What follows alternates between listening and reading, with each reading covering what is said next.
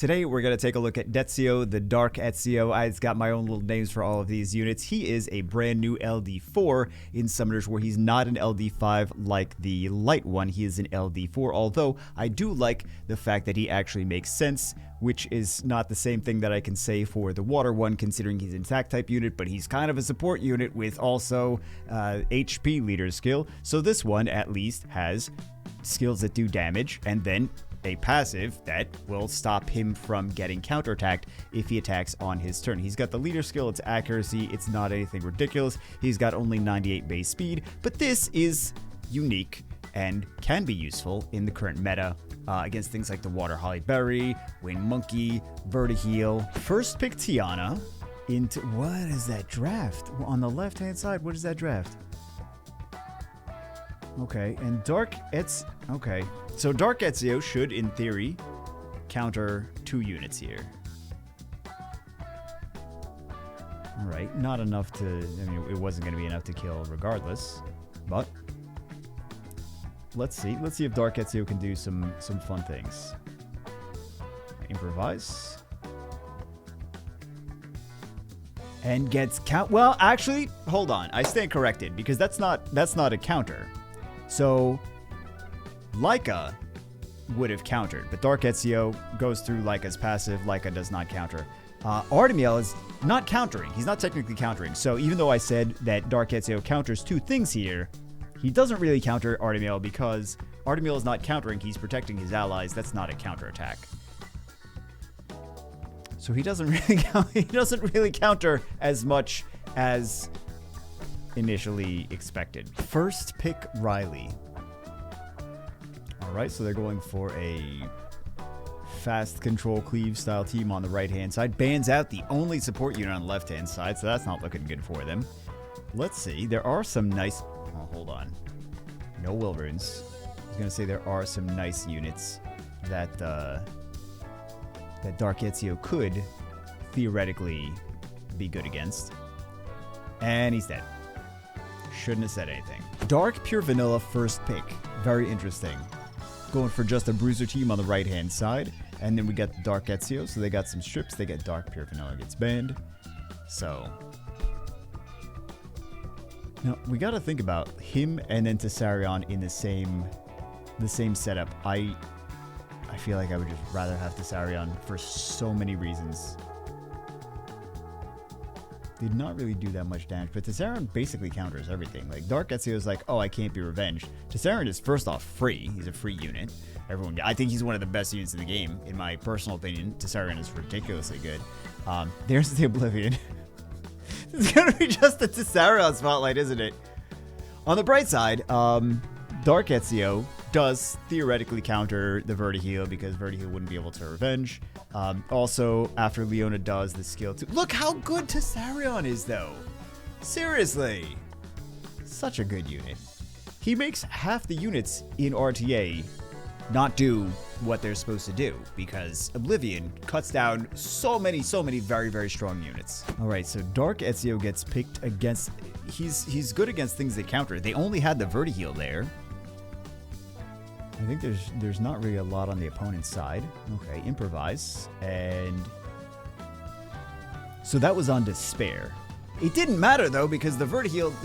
He's like, well, I counter Vertiheel because Vertiheel can't revenge when I attack it. Vertiheel's just going to revenge when the Dark Robo attacks it. So it didn't really matter in that instance. He did do some damage, so he took out the Wind Robo. I feel like anything could have taken out the Wind Robo. There's so many other units that could have just done defense breaks and then got additional turns. So it was kind of a violent rune saved the day. So I don't think that I mean, just that he did some damage and defense broke and killed something, but there's a lot of units that can do some damage and defense break. We really didn't get to see him do much. First pick to say, why Ariel? Why Ariel? All right. Let's see the Ariel. Tessarion gets banned out. We do get to see the Dark Shadowcaster, though, so that should be fun. We get to see several dark units here. LDs are always fun to see. Okay. Goes for the monkey. Monkey counters! Does a lot of damage. To Diana in... Oh! And now he's stunned. Well, actually, Ariel's going to do a lot right now. Holy water. Everything's cleansed and healed up. All right. And he gets stunned. Yeah, you know what? As weird of a pick as Ariel is, he's actually working here. So I really shouldn't complain about the Ariel. He's effective in this instance. He did make a noticeable contribution to the team. That did not. I mean, he was attack power broken, and there was no defense break on the Fire Ryu, but it kind of did not that much there. So let's see if he can defense break and then nuke the Fire Ryu. Kind of wish I had the Fire Ryu. I mean, I have Douglas, but kind of wish I had the Fire Ryu version. Street Fighters always had a special place in my heart. And they don't bring these collab units back either, which is sad. I mean, just the Summoner's War versions, but can't be countered. So many glancings, does not do really a lot of damage, but he's not getting countered. First pick Riley into a double speed lead. Okay, so they're going for fast control. They're going for a fast single target cleave. They need another stripper. There we go. The Triton.